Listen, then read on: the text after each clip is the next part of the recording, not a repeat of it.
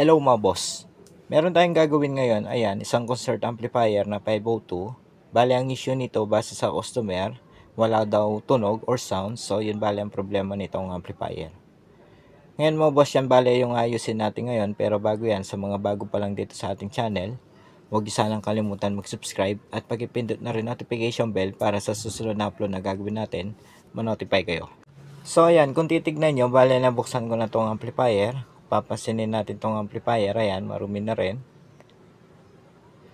So bago natin i-troubleshoot to mga boss or ayusin, so ito-try na muna natin para kahit papano makita nyo rin ang problema nito. Ako din, hindi ko pa na-try to. So lalagyan ko lang ng speaker wire na signal para matry natin. Makita talaga natin ang problema nito. So i-set up ko lang. Ayan mga boss, so meron na tayo nilagay na speaker wire dito sa amplifier. Ayan, nakalagay yung ating speaker wire sa right channel. Tapos, ito yung ating signal na jack. Bale, naka-input tayo sa BCD-CD. So, ito try na muna natin dito itong kanyang right channel. Bale, ito naman yung gagamitin natin na pang signal. Ayan, yung cellphone na yan. So, hanap lang akong music na pwede natin pang test dito na hindi tayo makapiright. Ayan. Ayan mga boss, so try na natin. Ayan, saksak ko lang tong jack.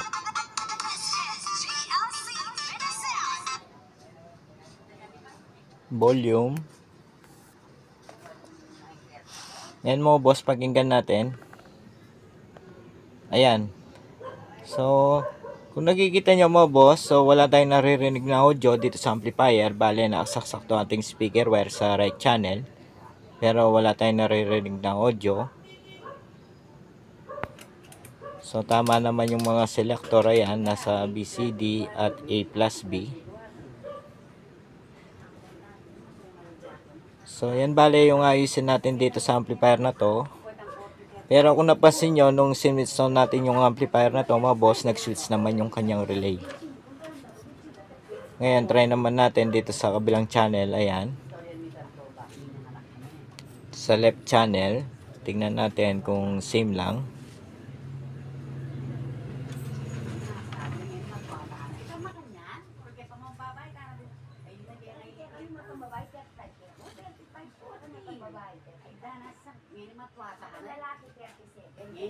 So ayan, itong left channel naman yung ititest natin.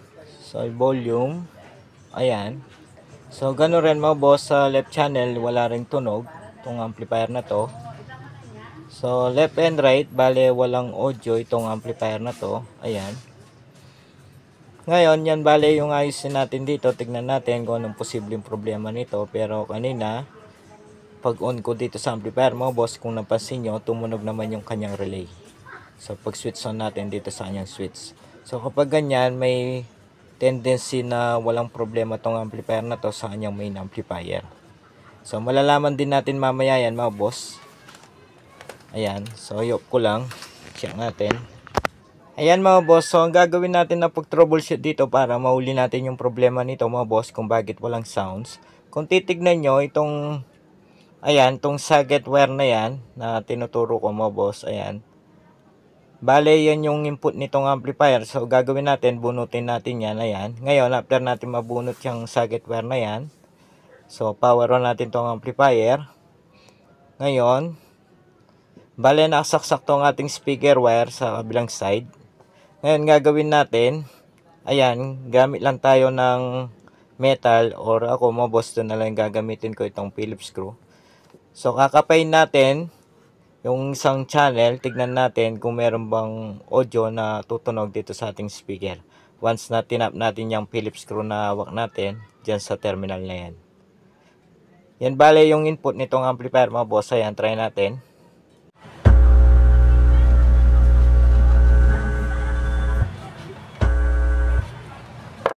Yun mga boss, so nakita natin, narinig natin yung kanyang left side. So nagkapa tayo dito sa input nitong amplifier. Ayan, yan bale yung pinaka-input nitong main amplifier. So narinig natin, meron naman tayo narinig na audio dito sa speaker. So ibig sabihin, yung main amplifier nitong amplifier na to, buo mga boss. Hindi natin masasabing sira. Ngayon, try naman natin yung sa right side. So ilipat ko lang yung speaker wire sa right side. Ito naman yung itatry natin kung buo rin ba yung kanyang right side amplifier. So sa pamamaraan na ganyan mga boss, malalaman natin kung buo yung amplifier or main amplifier nitong amplifier. Bale naka-bypass kasi yung kanyang tone control once na tinanggal natin yung socket wire na yan. Ngayon try natin mga boss, ayan yung kanyang right side. Tignan din natin kung meron ba tayong maririnig na audio sa kanyang right side.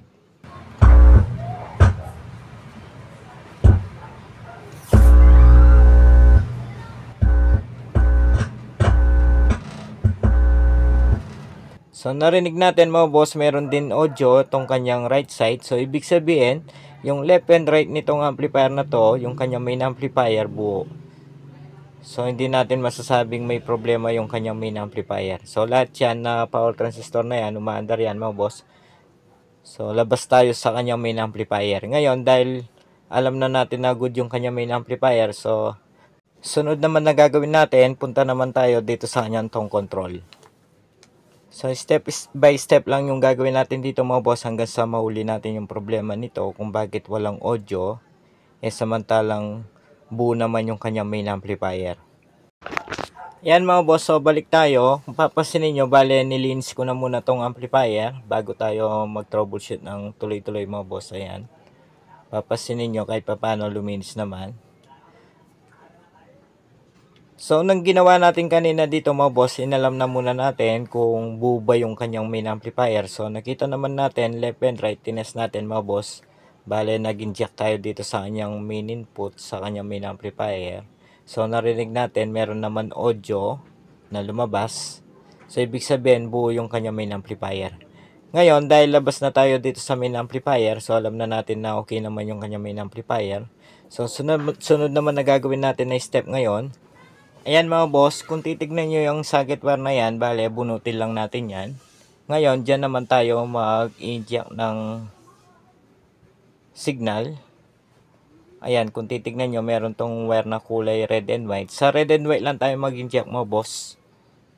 Ayan, tong test probe, bawakan lang natin, tapos inject natin. Yun mga boss, narinig natin nung nag-inject tayo dyan sa wire na yan. So, meron tayong narinig ng audio. So, kapag ganyan, ibig sabihin, nandito yung problema dyan sa board na yan. So, po pwede yung mismong main volume may problema or yung selector switch or po pwede rin yung mismong IC. So, mamaya malalaman din natin yan kung alin ba dyan yung may problema. Pero dito sa kanyang main board or main amplifier, so labas na tayo dyan. Wala na tayong iisipin pa na may problema dito sa kanyang main amplifier kasi meron naman tayo naririnig na audio nung nag-eject tayo. Tapos ganun din dito mga boss, dyan sa board na yan na mahaba, tong control din yan. So hindi rin natin iisipin na may problema yan kasi nag-inject tayo dyan sa wire na yan, meron naman audio.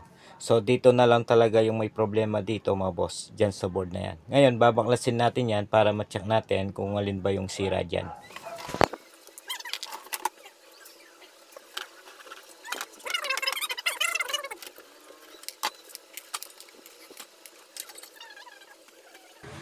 So ayan, bale nabaklas ko na tong kanyang tone control para sa kanyang main volume. Ngayon, gagawin natin para mauli natin yung problema dyan. So ibalik ko na muna tong socket wire na binunot ko kanina. Ayan, kung saan tayo nag-inject. Ngayon mga boss, after natin may balik yung socket wire dyan sa board na yan. So sunod na gagawin natin, bale kakapain natin yung terminal nitong kanyang main volume. Ayan mga boss, bale ito yung kanyang main volume. Kakapain natin yung mga terminal na yan. Kaso dapat kailangan natin i-on tong amplifier. Ayan mga boss, bale in-on ko na tong amplifier. Ngayon kapain natin yung pinaka-terminal nitong kanyang main volume. Pakinggan natin kung meron audio.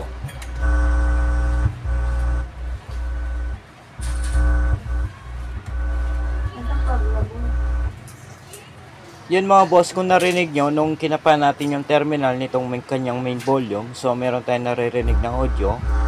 Ngayon, gagawin natin, so try na muna natin palitan yung kanyang main volume. So baka yan yung nagiging problema kung bakit walang audio itong amplifier.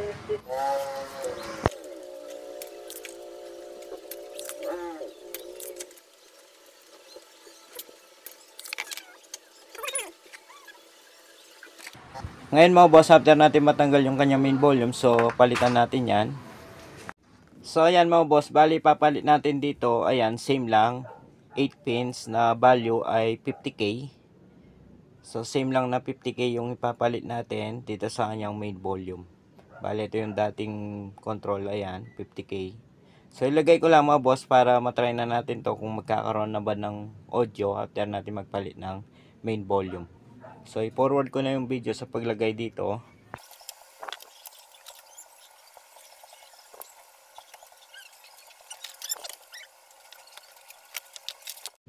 Ayan mga boss, so tapos ko na may ilagay yung main volume. Ngayon tatry na natin.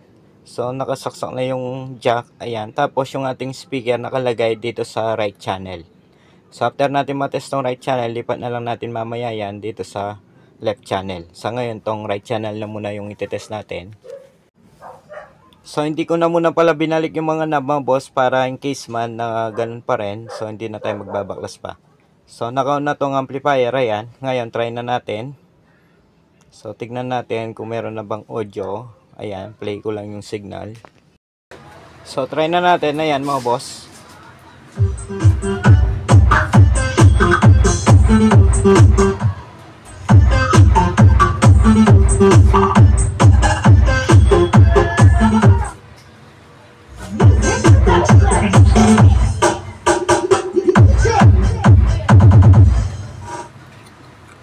Yun mga boss, so narinig natin meron ng audio itong amplifier. So ibig sabihin ito lang talaga yung may problema, yung kanyang mismong main volume. Ngayon try naman natin yung kabilang side. So ilipat natin yung positive wire dito sa left side. Ayan, tignan natin kung meron na rin ba tong kanyang left side. Pero panigurado mga boss, meron na rin to. Ayan, try natin.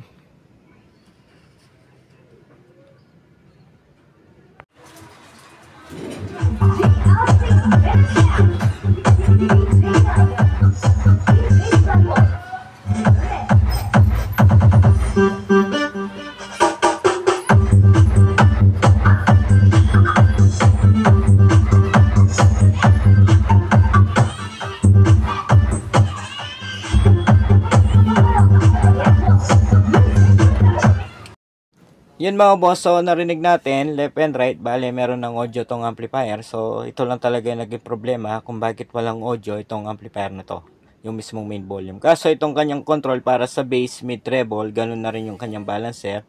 So habang tinetesting natin kanina, kung napansin nyo, pinipihit ko yung mga control na yan. So hindi na nagre-response yung mga control na yan.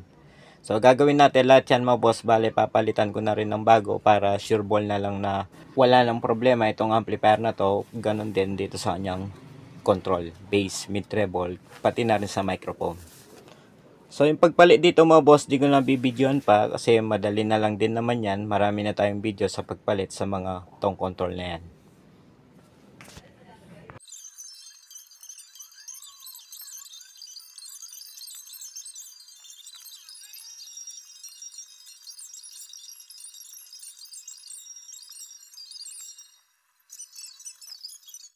So ayan, bale tapos ko na mapalitan yung mga control para sa bass, mid, treble at balance. Ngayon try natin. So naka-play na yung signal ngayon. Power on ko na lang itong amplifier. So pakinggan nyo mga boss, itong bass, treble, mid.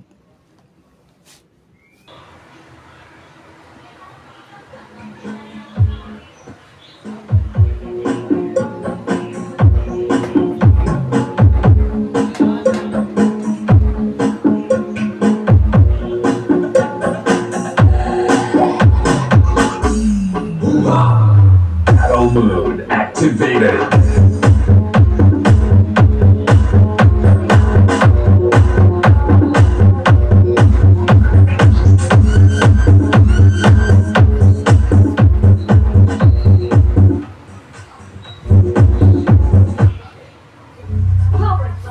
Yun mga boss, so okay na to. Bale sasarao na lang to.